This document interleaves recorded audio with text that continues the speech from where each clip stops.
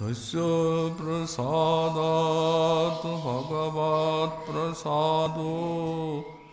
यस्य प्रसादान्न गति कुतोऽपि ध्यायुं स्तुवं तस्य यशस्त्रिसन्ध्यां वन्दे गुरो श्रीचरणारविन्दम्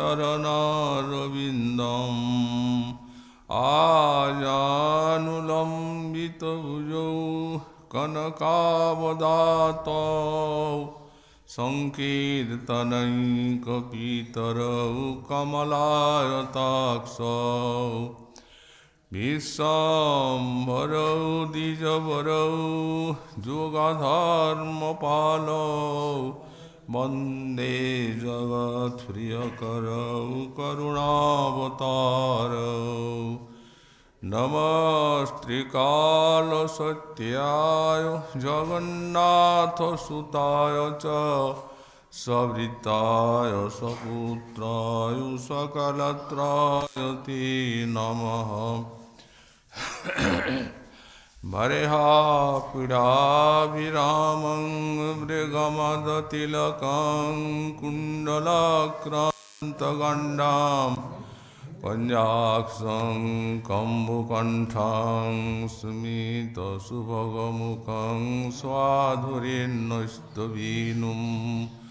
श्यामं शान्तं त्रिभङ्गं रविकरवसनं भूषितं वैजयन्त्या वन्दे वृन्दावनस्थं युवतिशतवृतं ब्रह्मगोपालवेशं तप्तकाञ्चन गौरङ्गी राधे वृन्दावनेश्वरी वृषभानुसुते देवी तं नमामि हरिप्रिये मूकं करोति वाचालं पङ्गुं लङ्घयति गिरिं यत्कृपातमहं वन्दे परमानन्दमाधवं वाञ्छाकल्पतरुभ्यश्च कृपासिन्धुभ्य एव च पतितानां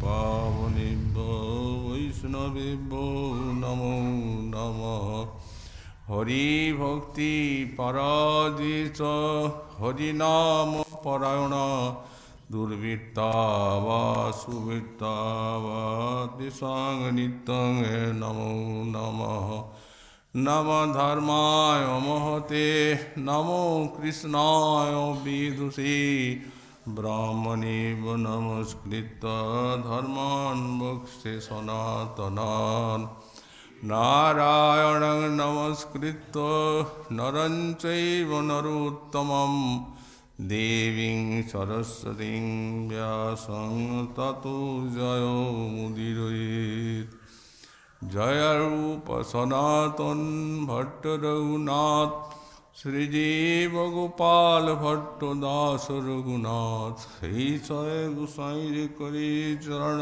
वंदन जहाँ हुईते विघ्ननाश भीष्ट पुरन दुर्गमी पथिबिंदश्च स्खलत्पादगतिर्मुहुः सकृपादृष्टिदानेन सन्तः सन्तु अवलम्बनम्।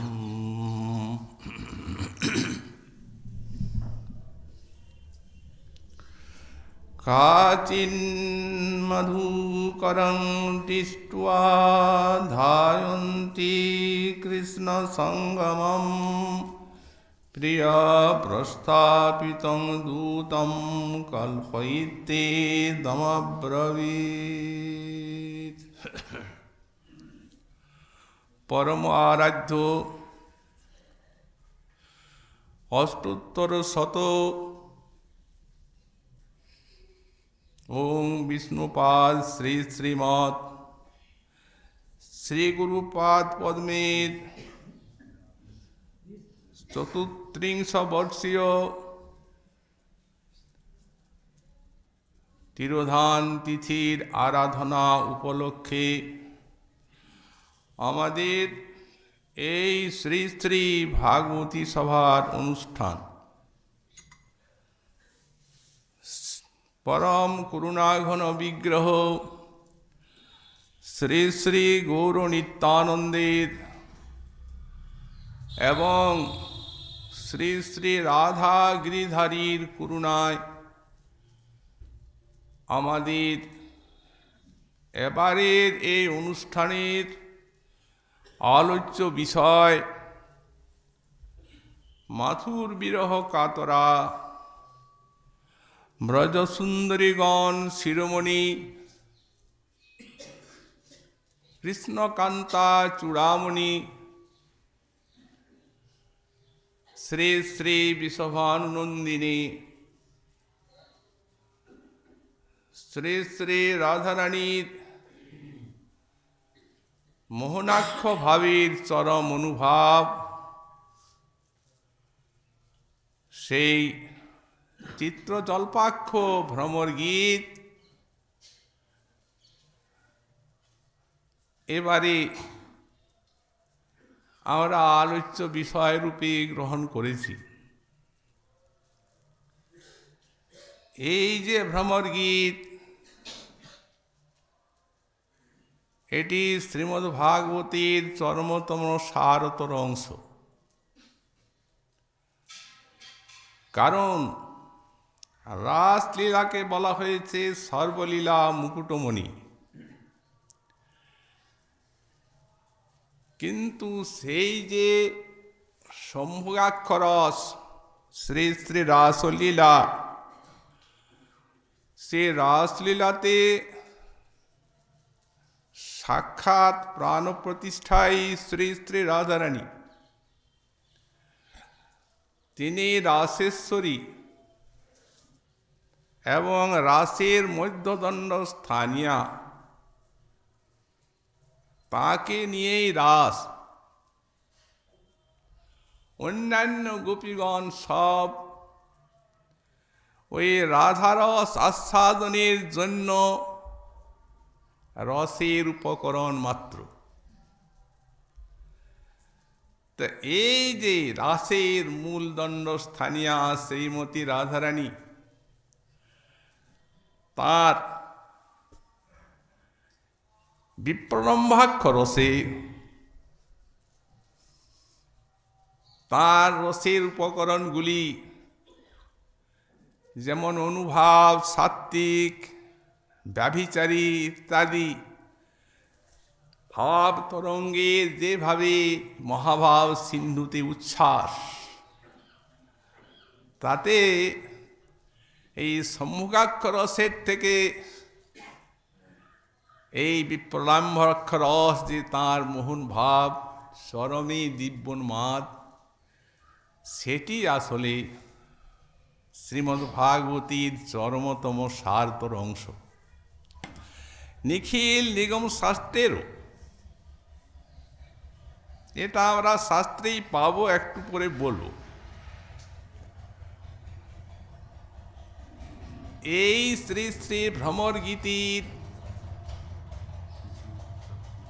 যে প্রস্তাবনা, সে বিষয়ে আমরা শ্রীমদ্ ভাগবতে দেখতে পাই যে শ্রী ভগবান গোপ গোপীগণের এই বিরহ কাতর দশায় শ্রী উদ্ধব মহাশয়কে গোপ গোপী সান্ত্বনার জন্য ব্রজে পাঠিয়েছিলেন। মূলত মা, বাবা আর গোপীগণের কথাই তিনি বললেন গোচ্ছদ্ধব ব্রজং সৌম্য পিতৃর্নৌ প্রীতিমাবহ গোপীনাং মত বিয়োগাধিং মত সন্দেশৈর বিমোচয়। হে উদ্ধব, তুমি ব্রজে যাও।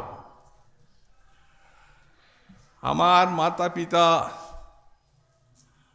তারা আমার বিরহে কাঁদতে কাঁদতে অন্ধ হয়ে গেছে। তুমি তাদের সান্ত্বনা দান করো, তাদের প্রীতি সম্পাদন করো। আর আরো গূঢ় কথা, গোপীনাং মদ্যোগাদি মত সন্দেশের বিমোচয়। গোপীগণের যে বিশাল বিরহ ব্যাধি, তুমি আমার সন্দেশের দ্বারা তা অপনোদন করো। সখাগণের কথা বললেন না, আর কারো কোথায় বললেন না, মা বাবা আর গোপী।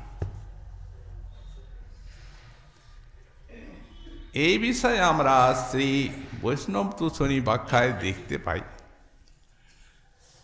যে সখাগণের হচ্ছে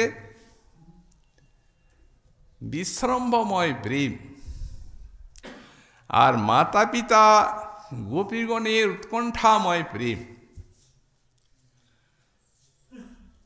তো সখাগণ আনন্দে আছেন, রোজেই স্ফূর্তি হচ্ছে, কৃষ্ণের সঙ্গে গোচারণ লীলা করছে। এখন ওদেরকে যদি বলা যায় যে তোমরা কৃষ্ণ বিরহে কাঁদবে না, তাহলেই ওদের দুঃখ বাড়বে। সুতরাং ব্যাখ্যাকার লিখছেন, তাদের সান্ত্বনা না দেওয়াটি তাদের সান্ত্বনা, তাদের কিছু বলার প্রয়োজন হবে না। এই উৎকণ্ঠাময় প্রেম মা বাবা আর গোপীগণ, তারাই কাঁদছেন, তাদের কোথায় বললেন। উনি তো সায়ংকালে নন্দালয়ে প্রবেশ করলেন, আর শ্রীকৃষ্ণ কথা প্রসঙ্গে নন্দ যশোমতীর যে বিশাল বাৎসল্য প্রেম সিন্ধুর আলোড়ন প্রত্যক্ষ করলেন শ্রী উদ্ধব মহাশয়, তাতে তিনি অতীব চমৎকৃত হয়ে গেলেন এবং সম্বিতের মূর্তি মনে মনে চিন্তা করলেন, প্রভু আমার এদের সান্ত্বনা দেওয়ার জন্য পাঠিয়েছেন, কিন্তু আমি যা দেখছি যে সাক্ষাৎ প্রভুর আগমন ব্যতিরেকে এদের সান্ত্বনার কোনো পথ নেই। তাহলে আমাকে পাঠালেন কেন? আমাকে পাঠালেন এদের এই প্রেমের উত্তাল তরঙ্গমালা দেখে আর আমাকে কৃতার্থ করার জন্য। সারা রাত ব্যাপী পিতামাতার সান্ত্বনার জন্য কত ঐশ্বর্যের কথা বলেছেন, কিন্তু তখন মনে হলো বড় ভুল করলাম, অপরাধী হয়ে গেলাম। যখন প্রাতঃকাল হলো, যতই ঐশ্বর্যের কথা বলেন উদ্ধব মহাশয়, ততই ওদের কান্না বাড়ে। ওরা মনে করেন, হায় এমন গুণের ছেলেকে আর মথুরায় পৌঁছে দিয়ে আর এখনো এই তাপিত দেহে প্রাণ আছে, বাড়ে শোকাবে।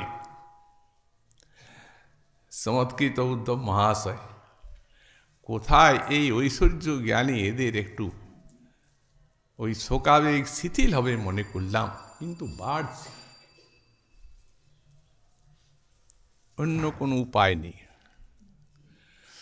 প্রাতঃকালে বললেন, বাবা ক্ষমা করবেন, ধৃষ্টতা মার্জনা করবেন অপরাধ, আপনাদিগকে উপদেশ দিতে প্রবৃত্ত হয়েছিলাম। আপনারা বাৎসল্য রসের অনন্ত সিন্ধু, যতদূর বিশ্বাস যে আপনাদের এই যে পুত্রভাবে প্রেম, এই প্রেমেই তাকে টেনে আনবে নিশ্চিত। অতএব কাঁদবেন না, এত অস্থির হবেন না, বিবল্ল হবেন না। দেখুন, আপনারাই তো ব্রজের রক্ষক কর্তা, আপনারা যদি এইভাবে রোদন করেন তাহলে ব্রজবাসীর কি গতি হবে? ধৈর্য ধরবেন, লৌকিকভাবে এইটুকু সান্ত্বনা দিয়ে বেরিয়ে গেলেন। স্নানান্নিকাদি করে এখন তার লক্ষ্য হচ্ছে গোপী কোথায়, কোথায় সেই গোপিকা, কোথায় সেই কৃষ্ণপ্রিয়া, কে কৃষ্ণপ্রিয়া, কৃষ্ণপ্রিয়া কে জিজ্ঞাসা করলে তারা বলেন এখানে আবার কৃষ্ণপ্রিয়া কি, কে তুমি হে? আরে কৃষ্ণের এখানে বিয়েই হয়নি তো আর প্রিয়া কে? তবে হ্যাঁ, এখানে কৃষ্ণকে সবাই তো ভালোবাসে। যেদিন কৃষ্ণ মথুরায় চলে যান সেদিন কতকগুলি ব্রজবালা ওই রথের পিছনে কানতে কানতে চলে গেল, আর ঘরে আসেনি। ওই বনে বনে কেঁদে বেড়ায় পাগলিনীর মতো।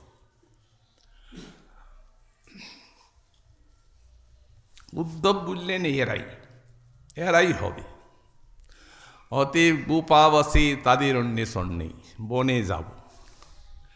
ওই বনে গেলেন, কৃষ্ণকে চিন্তা করছেন, গোপীমণির চরণে শরণাগত হচ্ছেন, দর্শন হয়ে গেল। কেমন দেখছেন তাদের? মহাজন বলছেন ক্ষীণাঙ্গা স্রস্ত কেশা মল সবল পটা, ক্ষীণ অঙ্গ, কেঁদে কেঁদে, আহার নেই নিদ্রা নেই। শস্ত্র কেশা, কেশগুলি বিশ্বস্ত্র হয়ে আছে। নানা রঙের ছিন্ন মলিন বসন পরিধান করেছেন। যেমন জ্বলন্ত অনল ভস্যে আচ্ছাদিত হলে যেমন নিষ্প্রভ দেখায়, তেমনি তাদের তপ্ত কাঞ্চন যিনি উজ্জ্বল দেহের বর্ণ ঈষৎ নিষ্প্রভ হয়ে গেছে। তাদের সেই উষ্ণ নিঃশ্বাসে অধরপুট বিদলিত হয়ে গেছে, মুখের ভিতর শুষ্ক হয়ে গেছে, আর চারদিকে তাকাচ্ছেন চঞ্চল নেত্রে ভীতু বিজড়িত নয়নে। যেমন ঠিক দাবানল ত্রস্তা হরিণীগণ চারদিকে তাকায়, সেইভাবে তাকাচ্ছে। এমন মূর্তি তো উদ্ধব কখনো দেখেননি, তিনি তো কল্পনাও করতে পারেননি, স্বপ্নেও। কারণ তিনি হচ্ছেন সম্বিতের মূর্তি, শাস্ত্রজ্ঞান নিপুণ, শাস্ত্রেও লেখা নেই যে এরকম কারো মূর্তি হতে পারে। দেখেই তিনি স্তম্ভিত হয়ে গেলেন, হতবাক, কোনো কথা নেই। গোপীগণ দেখছেন উদ্ধবকে, কেমন দেখছেন? প্রফুল্লিত কমলের মতো মুখখানা লাবণ্যপূর্ণ, নব যৌবন, বিশাল দীর্ঘ নয়ন, বাহু দুটি আয়ত, স্থূল বক্ষদেশ পিবর, কৃষ্ণের মতো বর্ণ, কৃষ্ণেরই প্রসাদী বসন পরিধানী।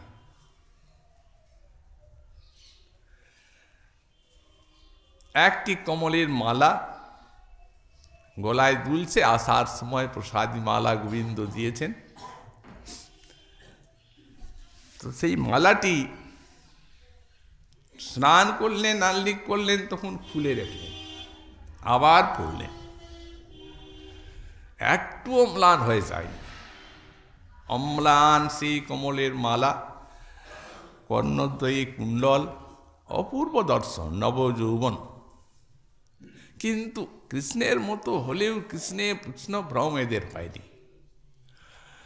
এদের প্রেম এদের রক্ষা করে। মহাজন বললেন তমালকে কৃষ্ণ ভ্রমে আলিঙ্গন করেন, কিন্তু এইরূপ কৃষ্ণের মতো মানুষ দেখলে করেন না। এদের প্রেম বুঝিয়ে দেয় ব্রজেন্দ্র নন্দন বিনা অন্যত্র না হয়, ওই একটি জায়গা। কিন্তু এইরকম মানুষটিকে দেখে তারা চারদিকে এসে ঘিরলেন। ঠিক যেমন প্রস্ফুটিত কমলকে মধুকরীগণ চারদিকে ঘিরে মকরন্দের আশায়, চারদিকে ঘিরে একটা ছিন্ন মলিন আসন দিলেন। কিন্তু সে আসনে উনি বসলেন না, আসনটাকে বন্দনা করলেন, স্পর্শ করলেন, মাটিতেই বসলেন। চার দিয়ে গোপীগণ ঘিরেছেন, বলছেন, হে রাজদূত, মথুরার থেকে তোমার আগমন হয়েছে, বুঝতে পারলাম। তোমার এই বসন ভূষণে কৃষ্ণের সেই তার রাজরাজেশ্বরীর অঙ্গগন্ধ পাওয়া যাচ্ছে। অতএব বুঝতে পারলাম সেই রাজরাজেশ্বর কর্তৃক তুমি প্রেরিত হয়ে আমাদের নিকটে এসেছ। কপালের কথা বলা যায় না। যিনি একদিন এখানে মাঠে মাঠে গরু চড়াইছেন, আজ তিনি মথুরার রাজরাজেশ্বর। আমাদের তার কথা মনে হলেও অন্তরে ভয়ের সঞ্চার হয়। তো এইরকম বেশভূষায় আপনি স্বয়ং সজ্জিত হয়ে এসেছেন না, প্রভুই আপনাকে পাঠিয়েছেন, আপনার প্রভু? উদ্ধব মহাশয় বলবেন আর কি, বিস্ময় বিস্ফারিত নেত্রে কথাগুলি শুনছেন। কারণ ইনি তো শ্রী ভগবানের ঐশ্বর্য জ্ঞানে, তারপর তাঁর স্বরূপ জ্ঞানে পরম সুনিপুণ। সুতরাং এইরকম ভাষা, মানে অভিযোগের ভাষা, প্রেমের ভাষা, এ তো কল্পনাও করা যায়নি। হে রাজদূত, এখানে আগমন হলো কেন?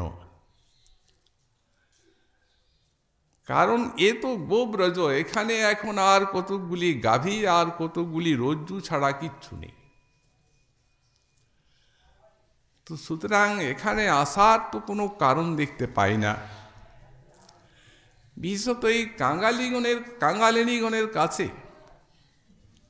তো আজ রাজরাজেশ্বর, আর আমরা পথের ভিখারিনী। যদি বলো যে আপনাদের সান্ত্বনার জন্য তিনি পাঠিয়েছেন, তা আমাদের বিশ্বাস হয় না, এটা বিশ্বাস করি না। কেন? যেহেতু তার সঙ্গে তো আমাদের কোনো সম্বন্ধ নেই, না গ্রাম সম্বন্ধ, না দেহ সম্বন্ধ, না ছিল ধর্ম সম্বন্ধ, কোনো সম্বন্ধই তো নাই। একটা ছিল, সেটি হচ্ছে শুদ্ধ প্রেমের সম্বন্ধ। কিন্তু যখন সে ঐশ্বর্যের আদর করেছে, যখন কর্তব্যতার আদর করেছে, তখন তো সেই সম্বন্ধ ছিন্ন করেই দিয়েছে। এখন তো কোনো সম্বন্ধ নেই। তবে হ্যাঁ, পাঠাবার কারণ মনে হয় এই মাতা পিতাকে সান্ত্বনা দান। কারণ গরিবের ছেলে যদি ভাগ্যবশে রাজরাজেশ্বরী হয়ে যায়, তো মাতা পিতা তাদের সঙ্গে সম্বন্ধ তো যায় না। এ মুনিগণেরও দুস্তৈর্য। অতএব যাও হে রাজদূত, এখানে কি কাঙালিনীগণের দুর্দশা দেখতে যে আসা, তা তো হয়ে গেল। এরপর মাতা পিতার দুর্দশাটিও দেখে যাও, হয়তো তারা তোমাকে দেখলে আনন্দ পাবেন। কৃষ্ণ পাঠিয়ে তাদের। কিন্তু বড় দুঃখের কথা, রাজার আজ যদি কাঙালের ছেলে রাজা হয়ে যায়, তাহলে মাতা পিতাকে সান্ত্বনা দেওয়ার জন্য নিজে না এসে একজন চাকর পাঠিয়ে দিয়েছে। ওহো, সন্তান যদি বড় হয়ে যায়, মাতা পিতাকে এমনি লাঞ্ছিত হতে হয়। আজ তার অপমান মনে হয় এখানে আসা। কারণ এখানে তো আর কিচ্ছু নেই, অপমান মনে করারই কথা। ব্রজের কথা মনে হলে সেই গরু চড়াবার কথা মনে হলে বোধ হয় তিনি লজ্জায় জিভ কেটে থাকেন, কারণ রাজেশ্বর এখন।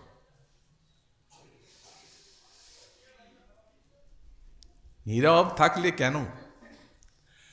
দেখো হে রাজদূত, আমরা সুবলাদির মুখে শুনেছি যে মথুরায় তুমি একজন রসিক ভক্ত।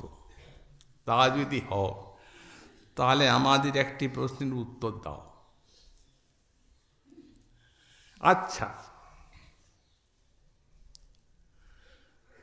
আমরা তাকে ভালোবেসেছিলাম, তাতে আমাদের তো কোনো অভিসন্ধি ছিল না, কিছু প্রাপ্তির ব্যাপার ছিল না।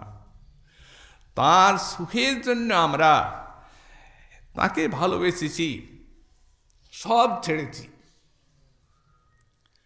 এই দেহ দৈহিকাদি আত্মীয় স্বজন কুলধর্ম যাবতীয় কিছু ত্যাগ করে আর তার সুখের জন্য তাকে ভালোবেসেছি। এই যে শুদ্ধ প্রেম, এই শুদ্ধ প্রেমে এই রকম বিরহ কেন হলো? উত্তর দাও। নীরব,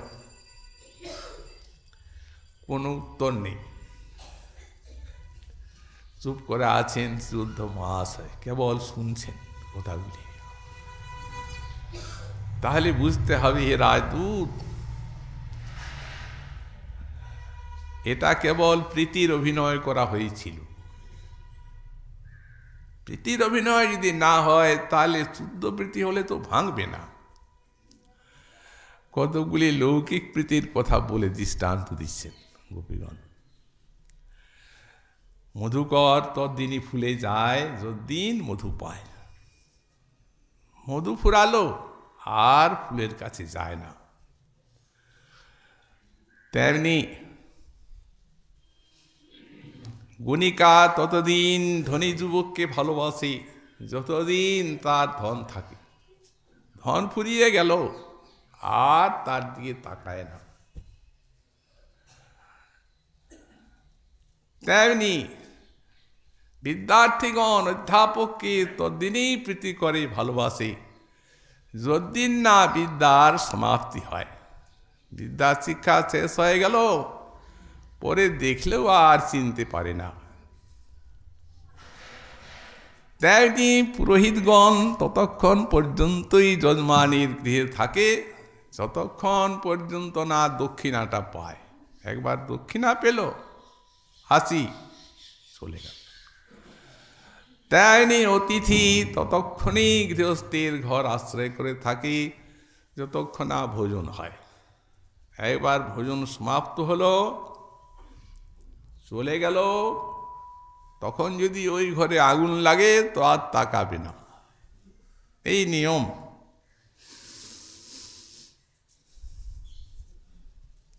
তো তেমনি পক্ষীগুলি তদ্দিনেই বৃক্ষকে ভালোবাসি যতদিন ফল থাকে।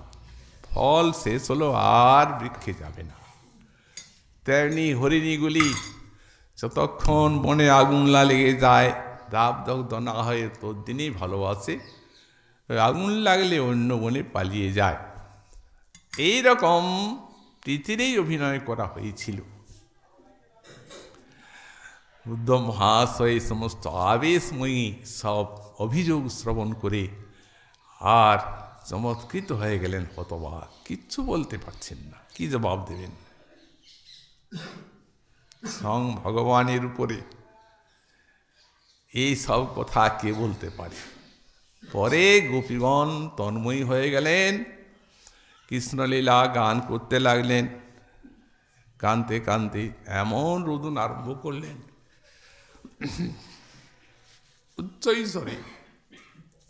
সামনে আছেন উদ্ধব, একটুও সেটা ভাবলেন না যে মথুরার থেকে এসেছেন ইনি আমাদের কি মনে করবেন। উচ্চৈস্বরে রোদন।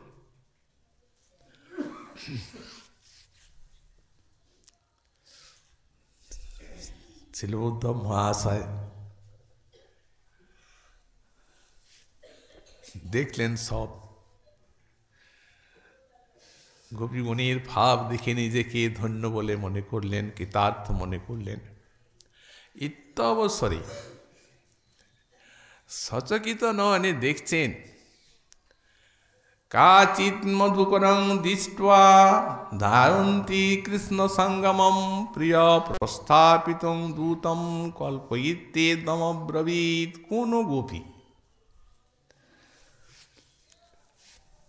তিনি একটা মধুকরকে দেখে ভ্রমর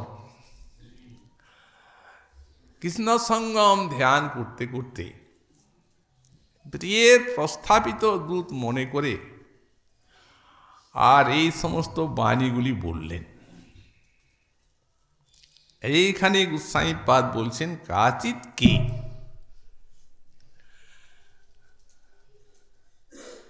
উনি লিখছেন এই কাচিৎ শ্রী রাধা তুষনী ব্যাখ্যায়। তা শুকদেব মুনি তো বলেন নাই, শুকদেব মুনি তো কোনো গোপীরই নাম করেননি,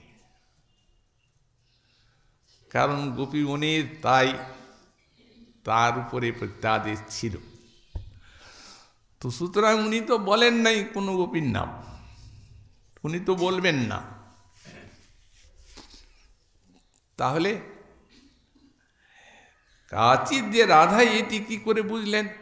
বললেন অন্যান্য শাস্ত্রের প্রমাণে তা পাওয়া যায়। দৃষ্টান্ত দিচ্ছেন একটা ভাষ্য আছে, প্রাচীন ভাষ্য শ্রীমদ্ ভাগবতের বাসনা ভাষ্য। সেই বাসনা ভাষ্যে উদ্ধৃত হয়েছে অগ্নি পুরাণের বাণী। সেই শ্লোকগুলি হচ্ছে গোপ্য প্রপৎসুরুষসি কৃষ্ণানুচরমুদ্ধমম হরি লীলা বিহারাংশ্চ তত্রিকাং রাধিকাং বিনা। গোপীগণ সব উষাকালে মানে প্রাতঃকালে কৃষ্ণের অনুচর উদ্ধব মহাশয়কে কৃষ্ণের লীলা বিহার জিজ্ঞাসা করলেন, কিন্তু একজন সেই জিজ্ঞাসা করেননি উদ্ধবকে কিছু। তিনি কে? বলেন তত্রিকাং রাধিকাং বিনা, রাধারানী ব্যতীত অন্য গোপী। এই উদ্ধবের সঙ্গে কথা বলেছেন, তো ওনার তো আগে বলা উচিত, কারণ ওনার এত বড় মোহনাক্ষ ভাব, কৃষ্ণ দূত পাঠিয়েছেন, অতএব তাঁরতে আগে সম্ভাষণ করা উচিত, তাকে কৃষ্ণের কুশলাদি প্রশ্ন করা উচিত। বললেন তা করেন নাই। কেন করেননি? রাধা তদ্ভাব সংলীনা বাসনায়া বিরামিতা। রাধিকা তদ্ভাব সংলীনা, কৃষ্ণভাবে সংলীন হয়েছিলেন, তন্ময়ী। বাসনায়া বিরামিতা, সমস্ত বাসনার থেকেই বিরাম প্রাপ্ত হয়েছিলেন। শ্লোকগুলি উদ্ধৃত করে আর তোষণী টিকাতে গোস্বামীপাদ ব্যাখ্যা করেছেন শ্লোকগুলি। উনি লিখছেন যে তখন সে রাধারানী নির্বেদাক্ষ সঞ্চারীটি এমনভাবে মাথা তুলে দাঁড়িয়েছে যে উনি মনে মনে চিন্তা করছেন, এত বিরহ জ্বালা, দশমী দশা তো এরপর হবেই, নিশ্চিত মরে যাব, কিন্তু মরবো যে, আবার তো এত কৃষ্ণ বাসনা নিয়ে মরতে গেলে আবার পরজন্মে কৃষ্ণ কৃষ্ণ বলে কাঁদব। অতএব বাসনায় বিরামিতা, সেই নির্বেদাক্ষ যে সঞ্চারী, তার জন্য উনি বাসনার থেকে বিরাম প্রাপ্ত হয়ে গেলেন, কোনো বাসনাই রাখত না।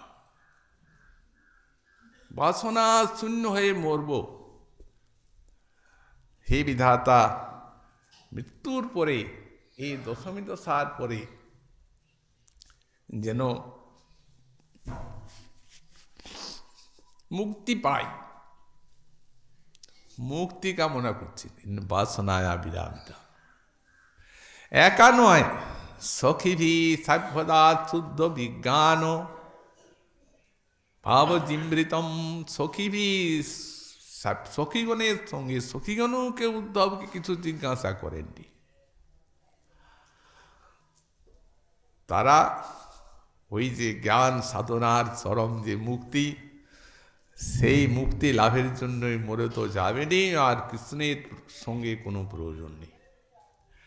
এই জন্যই দূত সম্ভাষণে নলম, এই জন্যে দূতকেও কিছু সম্ভাষা তারা করেননি।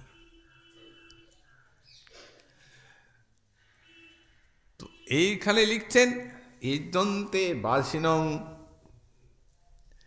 বেদ চরমাংশ বিভাবনই, এইখানে লিখছেন ইদ্যন্তে বাসিনং, ওই যে উদ্ধব সামনে আছেন, উদ্ধবকে দর্শন করে আর তখন সে রাজারানীর বেদ চরমাংশ বিভাবনই, বেদের চরমাংশ পরম চরম অংশ যে ওই ভ্রমর গীত বললেন, সেই ভ্রমর গীত এই দিব্যোন্মাদের যে চিত্তজল্পাক্ষ ভাব, এইটিকে বেদের চরম অংশ বলা হয়েছে, যেটিকে আমরা ভাগবতেরও চরম বললাম।